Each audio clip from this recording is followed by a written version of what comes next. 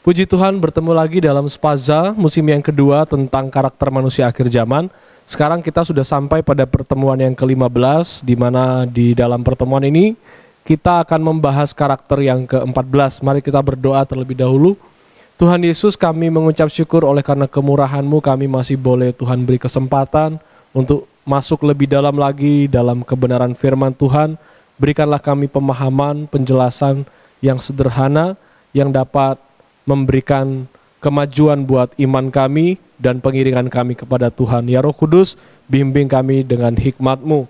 Kami mulaikan pertemuan kami pada kesempatan kali ini dalam nama Tuhan Yesus Kristus. Haleluya. Amin. Puji Tuhan, kita baca 2 Timotius pasal 3 ayat 1 dan 3.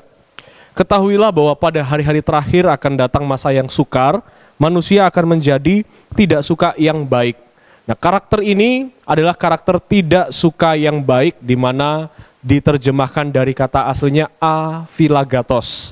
Karakter ke-14 ini masuk dalam konteks atau area ketiga yang rusak di akhir zaman ini, yang berkaitan dengan hubungan kita dengan sesama. Kita lihat daftarnya, tidak suka yang baik adalah karakter ke-14. Sedangkan karakter ke-10 sampai ke-18 itu ada dalam area hubungan kita dengan sesama, baik itu dengan orang percaya maupun dengan orang-orang yang belum percaya. Dan hubungan kita ini menjadi rusak karena karakter tidak suka yang baik. Salah satu alasan kenapa hidup kita mengalami kesukaran, salah satu alasan kenapa zaman ini dikatakan zaman yang berbahaya, itu karena adanya orang-orang yang punya karakter tidak suka yang baik atau aphilogatos. Nah, saya bagi pertemuan ini dalam 3 bagian. Bagian pertama kita akan memahami makna aphilogatos. Kemudian bagian kedua kita akan mengetahui karakternya itu disebabkan oleh apa saja. Dan yang ketiga kita akan merefleksikan diri kita sebagai orang percaya untuk melawan karakter aphilogatos ini dengan bantuan firman Tuhan. Mari kita masuk pada bagian yang pertama. Kita memahami dulu apa makna kata dari aphilogatos. Aphilogatos itu dibangun dari 2 kata. Tapi kalau semakin diselidik lagi itu sebenarnya 3 kata. Tapi secara sederhananya bisa kita mengerti dalam 2 kata saja. Yaitu kata yang pertama adalah yaitu tanpa atau tidak, ya, tidak. Sedangkan philogatos, ya, phileo agatos atau penyuka yang baik. Nah, penyuka yang baik ini seseorang yang menggemari kebaikan-kebaikan dalam hal moral, dalam hal tindakan, perilaku, kata-kata, tingkah laku, kemudian kebiasaan hidup. Nah, dia penggemar atau penyuka yang baik. Kata philogatos itu menjelaskan bahwa orang ini tuh menggemari, bukan hanya sekedar orang ini tuh suka atau orang ini tuh bisa berbuat baik, bukan hanya seperti itu. Saya ibaratkan begini, saudara. Penggemar nasi goreng. Nah, saya ini salah satu penggemar nasi goreng. Nah, orang yang menggemari nasi goreng seperti saya, itu rekomendasi dari kuliner-kuliner di tempat yang baru itu selalu mencari menu-menu nasi goreng. Apapun keadaannya, mau pagi, siang, sore, malam, itu saya lebih cenderung untuk mencari nasi goreng. Tidak melihat waktu, mau itu diajak makan keluar dalam konteks dia waktu pagi kah, siang kah, sore kah, atau malam. Namanya saya penyuka nasi goreng, penggemar nasi goreng, jadi saya senantiasa mengingini nasi goreng. Nah, dalam hal ini, vilanya ini bukan vila nasi goreng, tapi vila agatos. Jadi penggemar yang baik, penyuka yang baik. Ini membatasi kita mengerti bahwa yang dimaksud sebagai philogatos adalah bukan orang yang bisa berbuat baik, tapi orang yang punya perilaku senantiasa baik dalam keadaan apapun. Penggemar hal-hal yang baik, penyuka yang baik atau penyuka kebaikan-kebaikan moral, kebaikan berperilaku, bertutur kata, bertindak tanduk. Nah, orang-orang inilah yang disebut philogatos. Jadi tidak semata-mata mereka yang bisa berbuat baik hanya pada saat-saat tertentu. Nah, itu bukan philogatos. Itu hanya orang yang tahu berbuat baik. Kalau dia moodnya bagus, dia berbuat baik, dia ngomongnya ramah. Tapi kalau moodnya lagi jelek, dia ngomongnya kasar, dia bisa semena-mena sama orang lain. Ini bukan filagatos. Ini hanya orang yang tahu berbuat baik, tapi tidak selalu dan senantiasa berbuat baik. Nah, yang dimaksud oleh firman Tuhan dalam karakter afilagatos ini adalah orang yang tidak mampu senantiasa berbuat baik. Jadi orang di sini dalam pengertian orang yang tidak bisa setiap waktu berbuat baik. Orang yang mut-mutan, orang yang tergantung oleh situasi saja baru dia berbuat baik, baru dia ramah, baru dia berlaku baik. Kalau dia suasananya lagi buruk, keadaannya lagi genting, situasinya nggak kondusif, oh dia bisa jadi orang yang brutal, bisa jadi orang yang ganas, bisa jadi orang yang neko-neko yang bisa marah sana, marah sini. Nah inilah yang dimaksud afilagatos. Orang yang tidak bisa berbuat baik setiap waktu. Artinya perbuatan baiknya itu hanya didasarkan sama moodnya dia, sama kepuasannya dia. Kalau dia lagi puas, dia lagi nyaman, dia berbuat baik. Sedangkan kalau dia lagi nggak mood, dia lagi kepikiran sesuatu, dia bebas untuk berlaku jahat ke orang lain. Itu pengertian sederhana dari afilagatos. Orang yang tidak selalu bersikap baik. Atau orang yang tidak menyukai kebaikan-kebaikan hidup. Nah sekarang kita masuk pada bagian yang kedua. Kita sudah tahu batasan-batasan kita dalam mengerti karakter afilagatos ini. Sekarang kita mau mencoba memahami apa sih yang menyebabkan karakter afilagatos ini. Setidaknya ada 3 yang saya tampilkan. Orang itu bisa menjadi nggak suka yang baik, itu karena yang pertama, dia hidup dalam selalu mengejar target. Orang yang selalu mengejar target, itu dia tidak suka hal-hal yang baik, yang dia pentingkan adalah targetnya tercapai. Coba kita lihat Amsal 28 ayat 22, kikir itu bukan sesuatu yang baik. Ya. Dan kenapa orang kikir? Karena dia tergesa-gesa mengejar harta. Itu akan menimbulkan sifat kikir atau karakter kikir di dalam dirinya. Orang yang kikir, tergesa-gesa mengejar harta dan tidak mengetahui bahwa ia akan mengalami kekurangan. Jadi fokus hidupnya hanyalah mengejar harta sampai-sampai dia kehilangan akal sehat untuk merencanakan sesuatu ke depan. Orang ini selalu tergesa-gesa dalam mengejar target. Sampai-sampai dia nggak peduli kalau apa yang dia lakukan itu nggak baik. Orang yang terlalu hardworking, bekerja terlalu keras, dia nggak peduli waktu, yang penting targetnya tercapai. Ujung-ujungnya nanti dia sakit bahkan bisa mati. Nah orang-orang yang seperti ini yang terjebak pada ketidakmampuan menyukai hal yang baik, itu dipancing oleh obsesi dia untuk mengejar target. Ada target-target tertentu yang dia kejar, kalau target itu belum sampai di dia, belum mencapai target itu, dia akan tidak mempedulikan apa yang dia lakukan untuk orang lain. Entah itu jahatkah, entah itu menjahati orang, entah itu menjahati dirinya sendiri, dia nggak peduli apakah itu jahat atau tidak. Orang yang tidak suka yang baik, orang yang punya karakter afilagatos dipancing atau disebabkan oleh pengejaran target-target tertentu di dalam hidupnya. Dia tidak mempedulikan proses, yang penting tercapai. Aku nggak peduli gimana cara aku kaya, yang penting ujung-ujungnya apa yang aku lakukan ini mendatangkan kekayaan.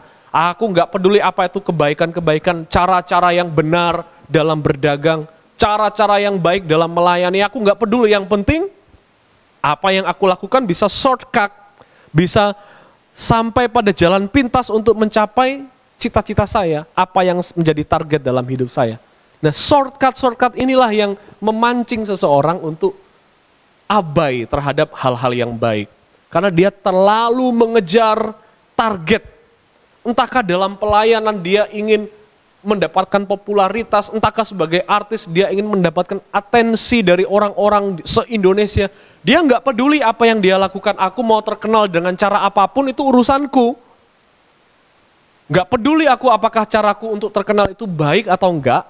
Yang penting targetku untuk terkenal itu tercapai. Entahkah dia berlaku tidak senonoh, entahkah dia itu menyerang orang berkata-kata kasar atau hal-hal sepele dengan video-video viral di TikTok dimanapun, dia nggak peduli cara dia terkenal. Yang penting targetnya tercapai.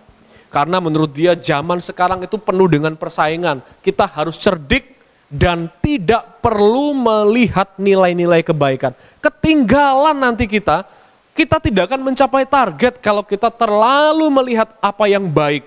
Kalau kita terlalu punya value yang baik, kita akan ketinggalan.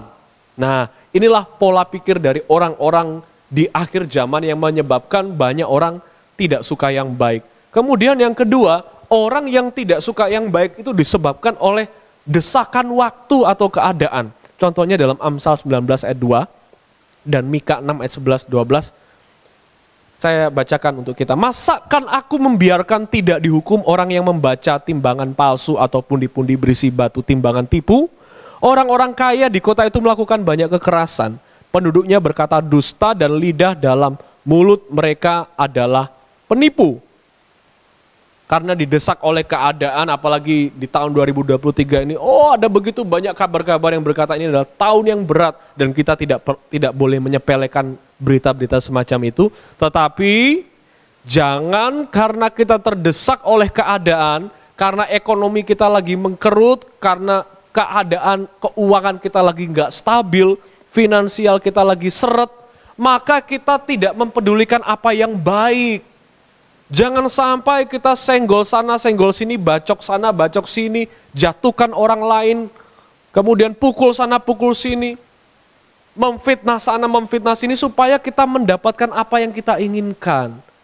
Karena apa? Sudah terdesak oleh keadaan, terdesak oleh waktu, sudah nggak ada waktu lagi, nggak ada cara lain selain melakukan apa yang tidak baik. Karena tawaran-tawaran kejahatan, itu salah satunya adalah menyediakan kita jalan pintas dan hasil yang instan. Tawaran-tawaran dari sesuatu yang jahat, sesuatu yang buruk dan tidak baik itu bukan sesuatu yang menyeramkan, tetapi justru yang manis-manis yang datang di saat-saat kita dalam keadaan terdesak. Waktu kita dalam terhimpit sesuatu, nggak bisa kemana-mana, seolah-olah nggak ada jalan keluar, kita tidak bertahan dalam penantian kita akan pertolongan Tuhan, tiba-tiba datang suara dari dunia untuk nolong kita, katanya. Ternyata pertolongan itu dilakukan dengan cara yang gak benar. Aku kenal dukun yang bisa melakukan, yang bisa memberikan kamu harta dalam waktu yang cepat. Gak sampai 7 hari, kamu cuma perlu melakukan apa yang dia perintahkan, begini,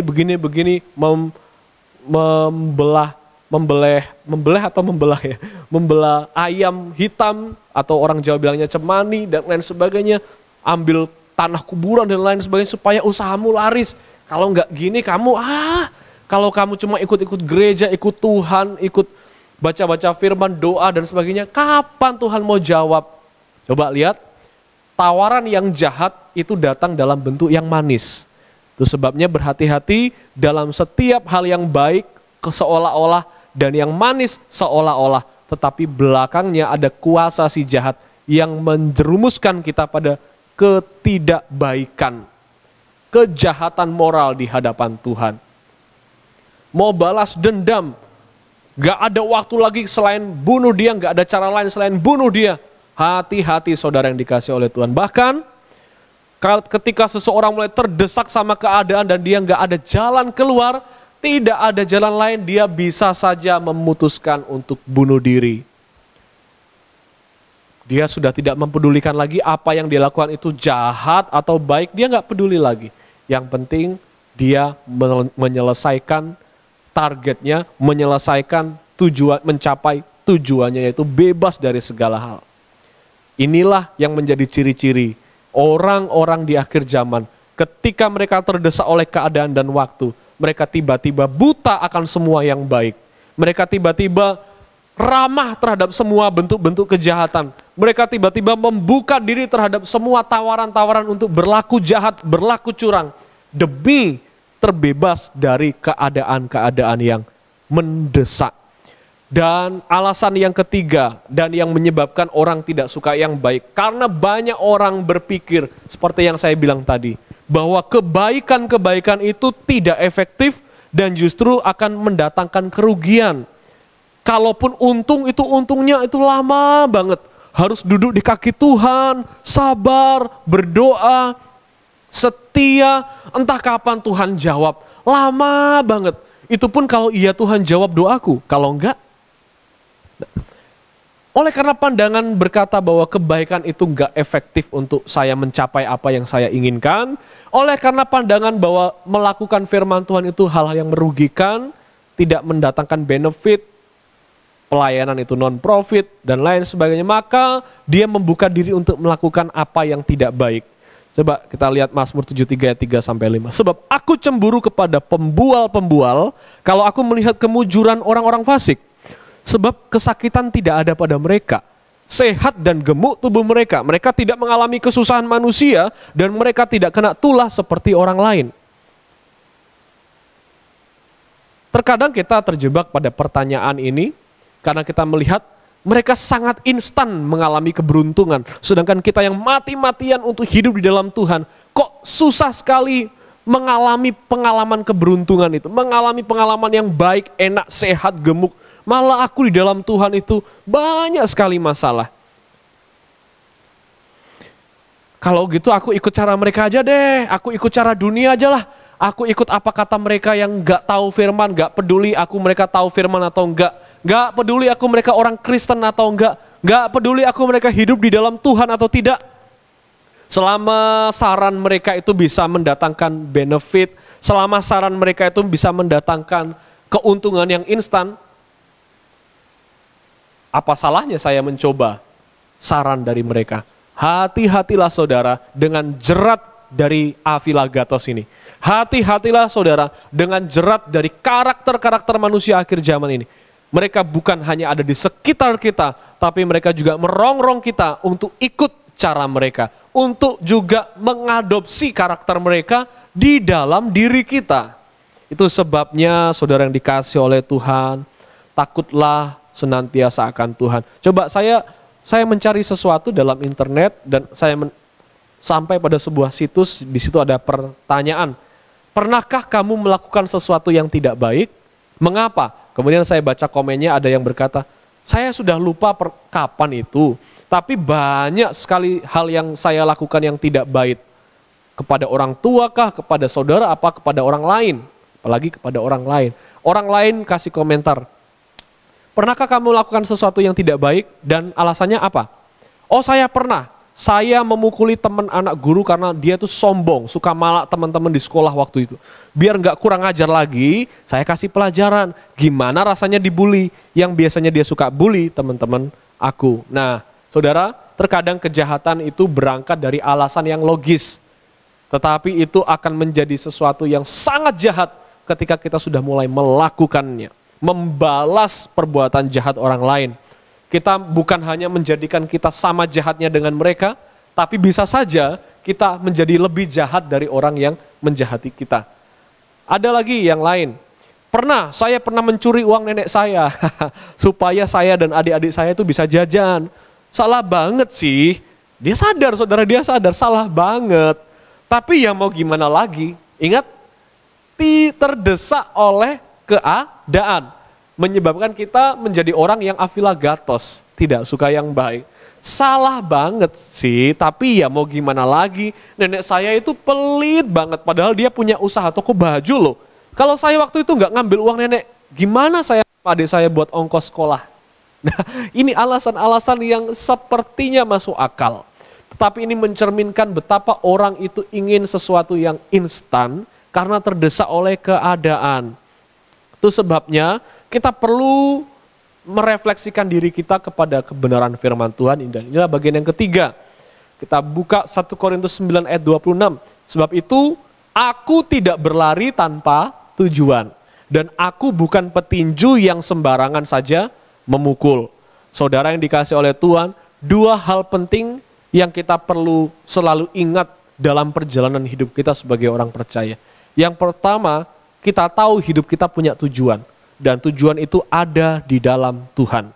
Tujuan kita pasti baik. Sebagaimana tujuan dari orang-orang yang berbuat jahat tadi, bagi mereka tujuan mereka baik, tapi untuk memuaskan diri mereka sendiri. Nah, kita juga punya tujuan, dan tujuan itu baik. Hanya saja, untuk mencapai tujuan yang baik itu, ya, tidak berlari tanpa tujuan, artinya kita berlari dengan tujuan yang jelas. Tetapi untuk mencapai itu, ada nilai kedua yang perlu kita ikuti, yaitu kalimat yang warna biru. Seperti seolah-olah kita bukan petinju yang sembarangan saja memukul. Ada tekniknya, ada taktiknya, ada aturan-aturannya. Sehingga di dalam Tuhan, sebagai orang percaya, kita bukan hanya fokus pada hasil akhir dalam kehidupan kita. Apakah kita nanti bermuara di dalam pelukan Tuhan, apakah kita mengakhiri hidup kita di dalam Tuhan, bukan hanya itu saja. Ya udahlah, aku nih berbuat jahat sekarang, nanti kalau mau mati aku bertobat. Enak saja saudara. Bukan hanya soal hasil akhir kehidupan kita terarahkan, tetapi juga untuk masa kini. Proses perjalanan mencapai hasil itu atau mencapai tujuan akhir kita, itu juga harus dikerjakan dengan cara yang baik, sebaik mungkin kita berikan. Karena apa? Hidup kita yang singkat ini adalah pengorbanan kita kepada Tuhan. Apa yang kita bisa berikan kepada Tuhan, sekalipun 70, 80, 100 tahun kita hidup di dalam Tuhan, itu tidak bisa membalas kebaikan Tuhan.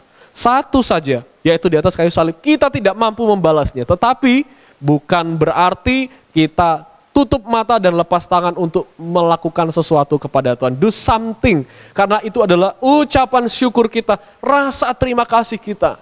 Saudara, ketika kita hidup di dalam Tuhan, apapun yang kita kerjakan baik, itu diterima oleh Tuhan. Makanya ada ayat bilang, jerih payahmu gak sia-sia.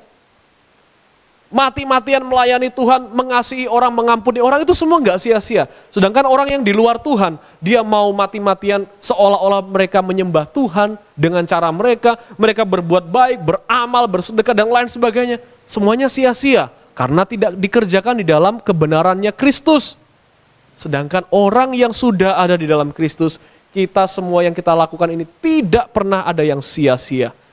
Keringat, cucuran air mata, dan apapun yang kita lakukan untuk Tuhan, pengorbanan apapun, itu kita tidak pernah sia. Itulah yang disebut proses